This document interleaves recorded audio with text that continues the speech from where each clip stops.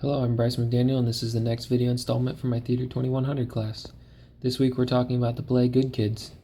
Some of the things I found interesting in the play was how Deidre could just rewind the timeline. She was really good with computers, and so that sort of allowed this to happen, that she could, anytime a scene needed more explanation prior to the timeline of that scene, the play timeline would rewind and a scene from earlier in the timeline would be played out. Also, there was a scene out in the backyard that there were two different occurrences of that scene with two different individual actions, both a very similar scene, but probably two different persons' accounts of the same instance. Three themes in the scene is that everyone has a different story, the same as that two different accounts of the same scene. No one remembers what happens. Most of them were probably just trying to cover their own butt. They constantly said, "You must know what happened. What happened? You must know what happened." And everyone was like, "I don't know. I don't remember." Most of them were probably just trying to stay out of it. And then a third theme is that the internet never forgets things. It's always out there. Once it's on the internet, it's always there. A lot of the things that went on in the play were uploaded via Instagram or Twitter, I believe. And Deidre brought it all back even after the kids tried to delete it and cancel their accounts on different platforms.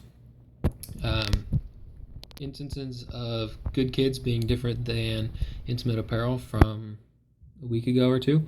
The rewinding was very different. The timeline in Intimate Apparel is completely linear, whereas in Good Kids it is not linear. It jumps forward and backwards.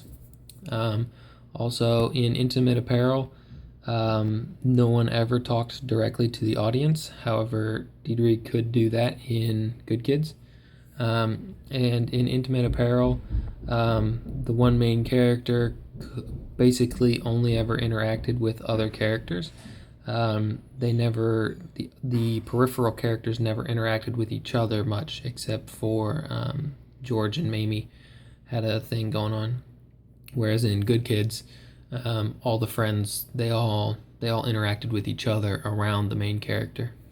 As far as the 3 R's in Good Kids, she sort of reinforced it because crap like that happens, and she wrote a play about it, but she was ultimately trying to resist it. She was trying to say that it's not good, it's a bad thing, and that it should not happen. People who get raped should be the center of attention, not the people who did the raping.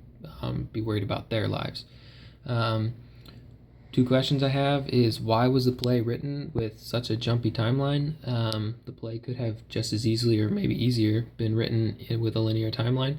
And also, why did that scene with two different outcomes happen? Which one was real?